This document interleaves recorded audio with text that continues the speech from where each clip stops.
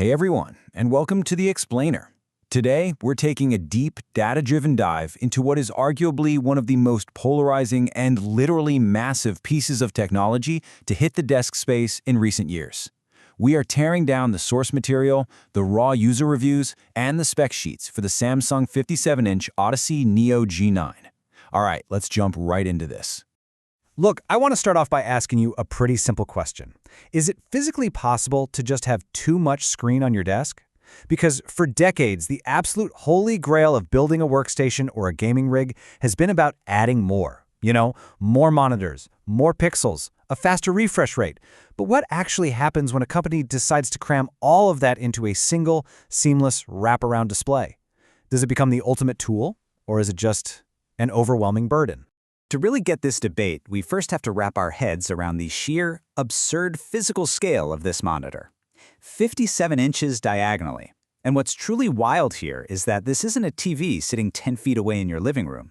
This is a monitor designed to sit roughly 2 feet from your face, spanning almost 5 feet across your desk. And it is not just some stretched-out 1080p panel either. The resolution here is dual 4K. We are talking 7680 pixels horizontally by 2160 vertically. You are essentially taking two ultra-premium 32-inch 4K monitors, snapping off the bezels in the middle, and physically fusing them together into one continuous massive landscape. And just to top off this rapid-fire look at the core specs, it drives all of those pixels at a blistering 240 Hz. So for the gamers out there, that means hyper-fast, stutter-free action. Well, that is, provided you actually have a graphics card powerful enough to push dual 4K at that speed through a DisplayPort 2.1 connection. Section 1. The Behemoth's Blueprint and a Multitasker's Dream. Samsung isn't just selling a big screen here. They're pushing a complete architectural shift in how you work and play. They pull off this total immersion using a 1000R curve. This is an incredibly aggressive curvature, and it's actually meant to match the natural field of human vision, effectively wrapping the digital world right into your peripheral vision. And when you combine that with quantum mini LED technology and DisplayHDR 1000, you're getting deep, inky blacks and blindingly bright highlights, up to 1000 nits. It just completely pulls you into whatever is on screen. So the spec sheet basically reads like a tech enthusiast's absolute wish list. We've already talked about the size and resolution, but take a look at those 2392 local dimming zones. For a VA panel, this is exactly what gives you a contrast that reviewers are noting as incredibly close to OLED. But you don't have that persistent, nagging fear of burn-in if you happen to leave a spreadsheet open all day. It's purposefully designed to eradicate the traditional dual monitor setup and that highly annoying black bezel right in the center of your vision once and for all. And honestly, the hype is incredibly real for the people it clicks with. Day traders are tracking dozens of charts at the exact same time.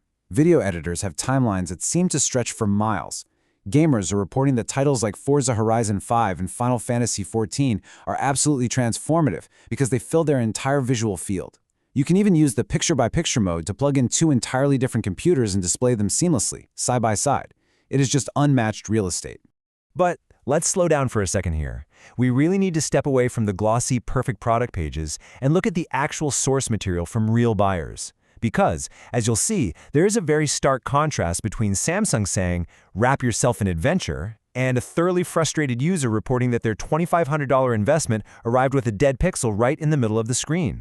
We can actually ground this narrative in real data. When you look at the user ratings, the reception is heavily polarized. An overwhelming 76% of users give it a glowing 5-star review. They literally love it. But if you skip past the middle, you see a glaring 8% of users are having a brutal 1-star experience. And guys, for a flagship piece of technology at this price point, an 8% failure or severe dissatisfaction rate is highly significant.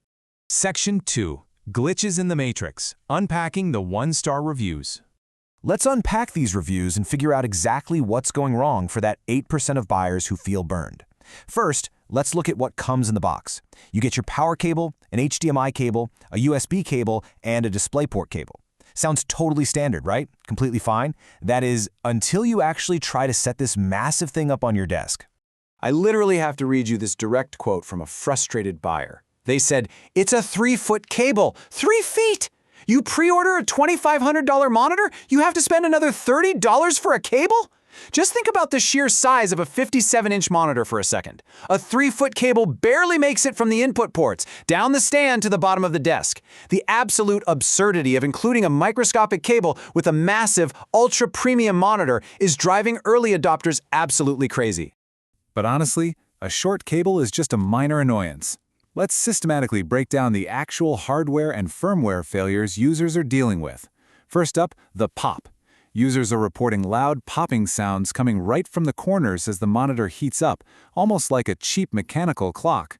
Second, there's a brutal sleep mode bug where the monitor simply refuses to wake up, which forces risky hard reboots or cord pulls multiple times a day. And finally, severe visual glitches ranging from G-Sync flickering to, dead pixels straight out of the box. Researching this monitor online is an incredibly chaotic experience, so we're going to do a rapid back and forth here to show you exactly what prospective buyers go through. On one hand, you read a review like this: amazing, I use it for day trading, don't think I can ever go back to my previous setup. I mean, it sounds absolutely perfect. But then you scroll down just one single review and you see this. After 4 months of use, the screen just went black while I was using it and wouldn't turn back on.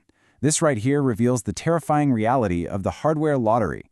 You might get a flawless unit, or you might end up with a massive, very heavy brick sitting on your desk 4 months down the line. So you keep scrolling, looking for some reassurance, and you hit another glowing 5-star review. If you are looking for a monitor for productivity and gaming, this is unequivocally the best monitor that you can buy. The praise from the people who managed to get working units is absolute and completely unwavering. And yet, even when the hardware works perfectly flawlessly, the physical design itself just isn't for everyone. Contrast all that praise with this really surprising limitation from another user. The screen is not circular, has a very aggressive curve in the middle, can easily trigger dizziness and headaches. The 1000R curve is so incredibly intense that some users are reporting color shifting at the edges and literally motion sickness. It's a stark reminder that extreme hardware sometimes requires a real physiological adjustment. Section 3. To buy or not buy. The verdict. So, how do we synthesize the extreme highs of unparalleled immersion with the extreme lows of dead pixels and sleep mode bugs? Who is this behemoth actually for?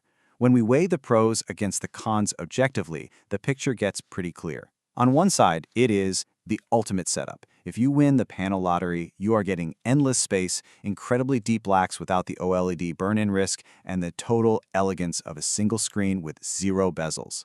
But on the flip side, it is the ultimate headache. You literally need a heavy-duty desk or a specialized ultra-heavy monitor arm just to hold it. You have to tolerate ongoing firmware bugs regarding sleep mode, and you're playing a quality control lottery with a highly expensive item. You need a lot of patience. Which leaves us with one final provocative question. Based on all the source material we've covered today, is the ultimate immersion worth the ultimate risk? Owning this 57-inch display means embracing the absolute bleeding edge of technology, along with every single cut and scrape that comes with being an early adopter. Ultimately, it's up to you to decide if that massive digital canvas is worth the gamble. Thank you so much for joining me for this explainer, and keep questioning the hype.